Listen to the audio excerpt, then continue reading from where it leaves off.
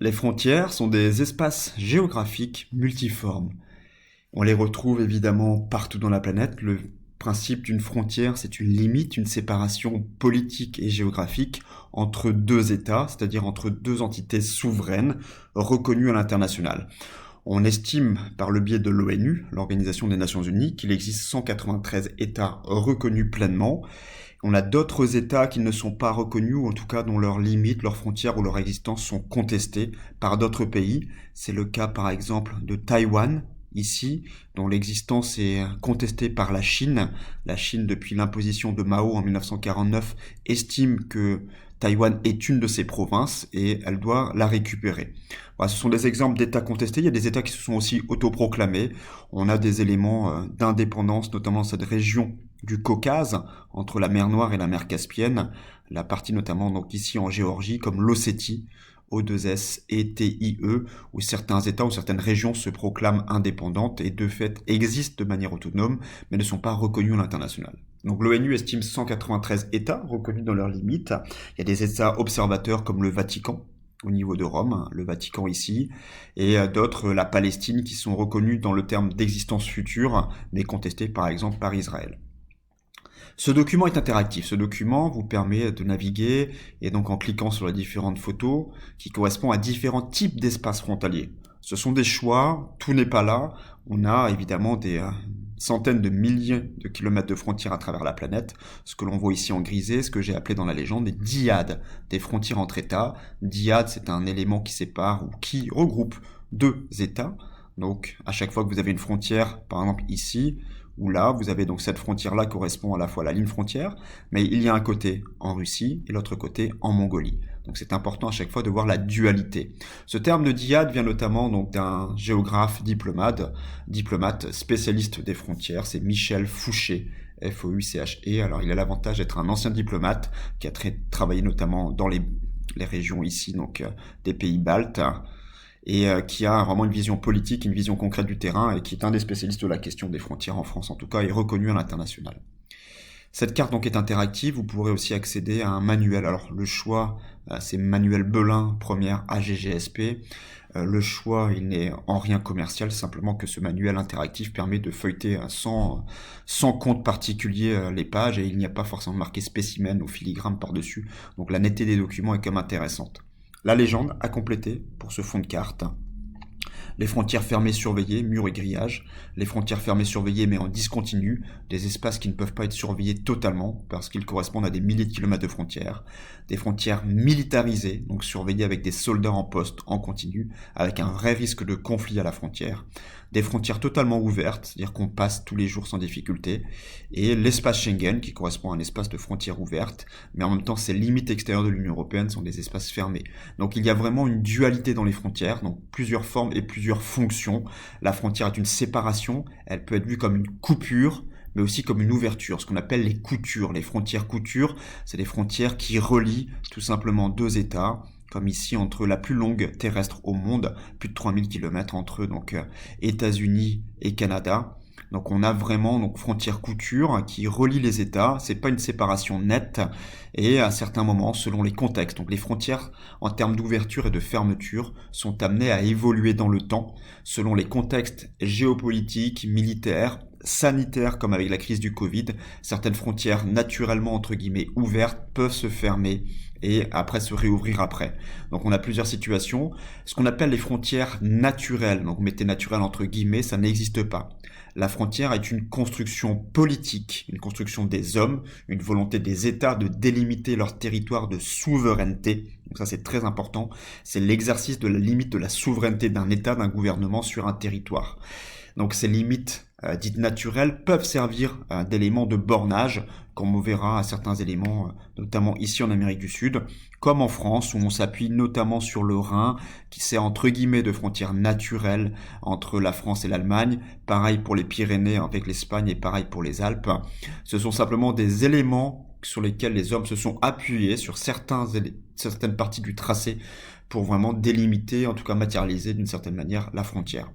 Les frontières sont amenées à évoluer dans le temps, leur tracé peut changer au gré des contextes, au gré des enjeux diplomatiques et géopolitiques, et on le voit à travers l'histoire, c'est ce que nous traiterons dans ce chapitre, notamment dans la première partie, hein, les axes historiques en commençant à l'Antiquité avec le limes rhénan, le limes, donc la limite militaire de l'Empire romain qui se trouve au niveau du Rhin, au niveau de l'Allemagne actuelle.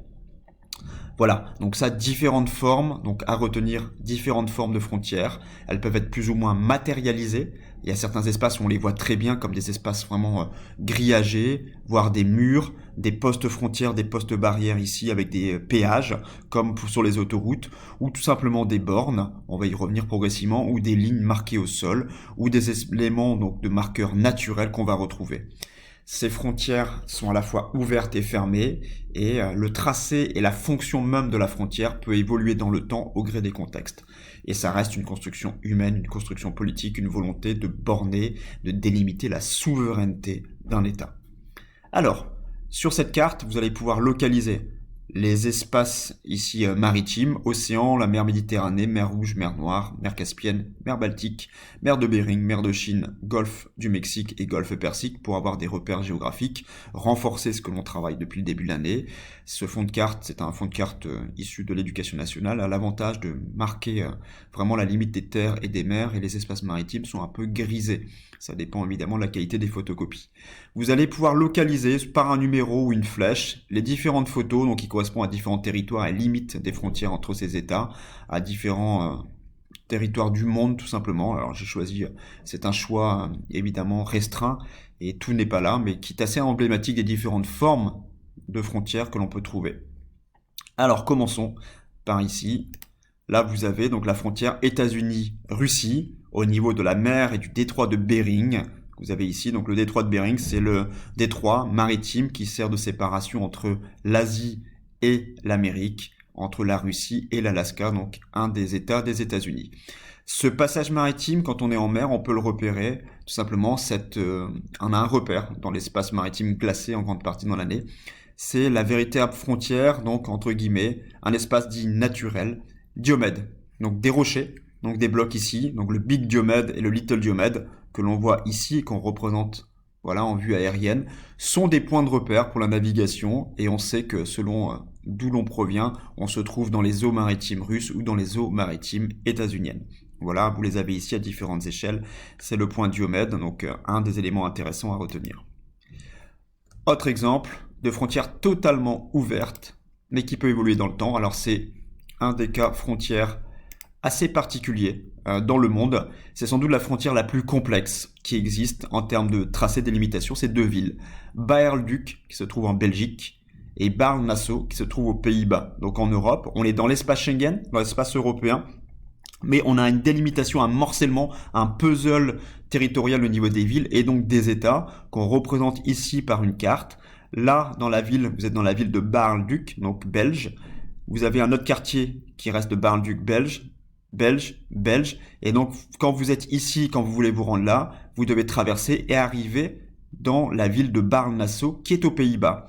Et inversement, quand vous êtes ici et que vous voulez vous rendre ici, donc quand vous êtes Pays-Bas, vous pouvez passer par là, mais à un moment donné, vous traversez donc la frontière avec la Belgique, donc la ville de Bar-le-Duc, et vous pouvez traverser plusieurs fois les frontières. Et en fait, quand vous déplacez sur quelques kilomètres, vous êtes amené à franchir la frontière de manière concrète, frontière politique. L'avantage dans l'Union européenne, c'est qu'il n'y a pas de contrôle aux frontières. Ça se passe et la ville est marquée partout par ces croix et des pavés. Là, vous êtes en Belgique. Là, vous êtes dans les Netherlands. Donc, vous êtes aux Pays-Bas. Et selon où se situe la porte de votre immeuble ou de votre maison, quel côté, ici, elle est plus côté belge. Vous êtes donc en Belgique et domicilié, juridiquement parlant, au niveau fiscalité, etc. En Belgique, c'est très important. Là, vous avez un café qui est aux Pays-Bas et la limite, vous voyez, avec la Belgique est juste là. Et vous pouvez très bien déplacer votre chaise, la mettre à cheval entre les deux et prendre un café entre les Pays-Bas et la Belgique.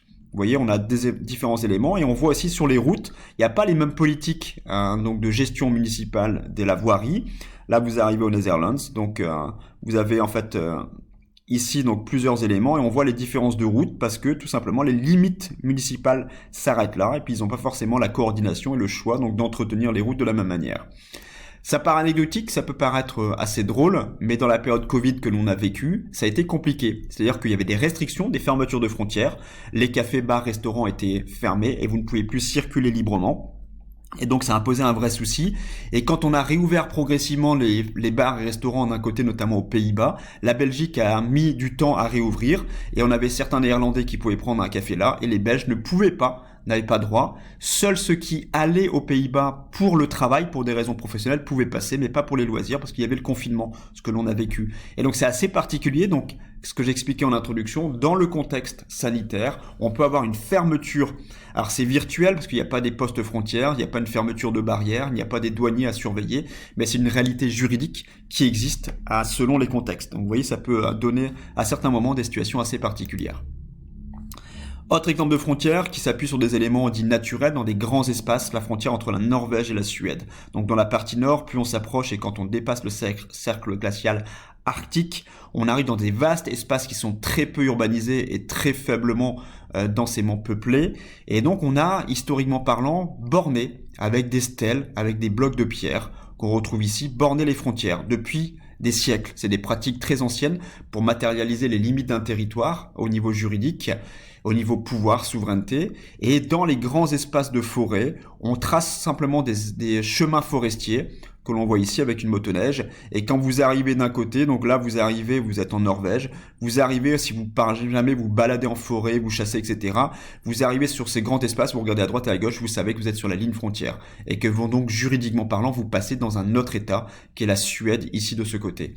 C'est une importance au niveau juridique, parce que les lois ne sont pas les mêmes, les poursuites judiciaires ne sont pas les mêmes, les règles de chasse, etc., ne sont pas forcément les mêmes d'un pays à un autre.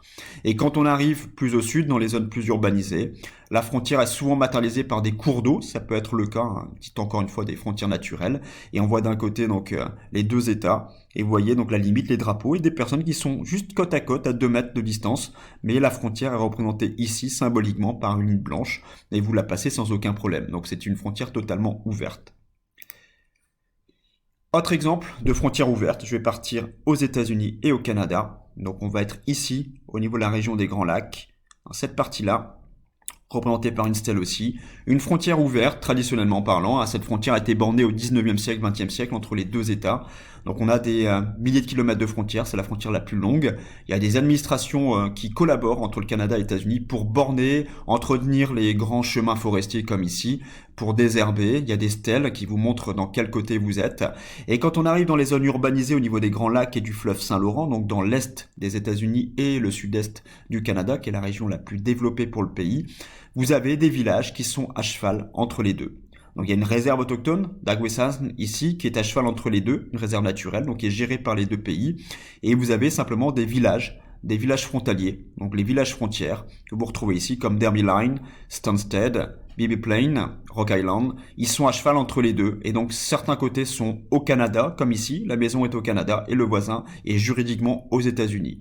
Là vous voyez, ne pas entrer. Vous ne pouvez pas entrer aux États-Unis sur cette rue. Voilà, donc vous avez à un moment donné, si le ballon de l'enfant passe de l'autre côté, juridiquement parlant, il passe aux États-Unis. Alors ça paraît tout bête, mais selon le contexte, encore une fois, ça va poser problème. Là, on retrouve des stèles, il y a l'aéroport qui est indiqué, et dans certains espaces, certaines maisons ou certains cafés, par exemple bibliothèques, la frontière est matérialisée par cette ligne noire, une ligne scotch au sol.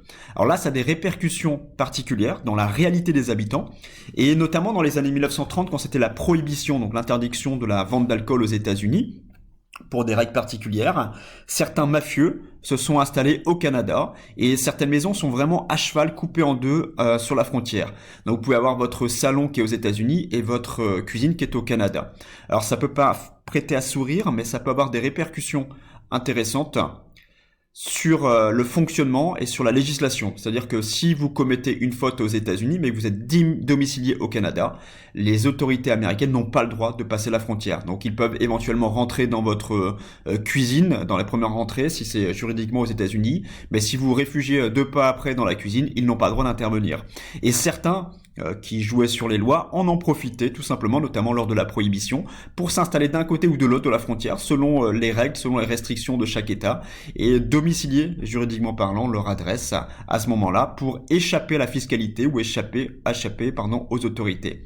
Et pour terminer sur cette première partie, sur ce document, ce qui est important, c'est que depuis 2001, les attentats du 11 septembre, cette frontière qui est comme une frontière très ouverte aux États-Unis, où on la passe facilement, s'est durcie, s'est fermée progressivement. Et depuis octobre-novembre 2021, les États-Unis réouvrent progressivement dans la situation Covid, réouvrent leurs frontières avec le Canada.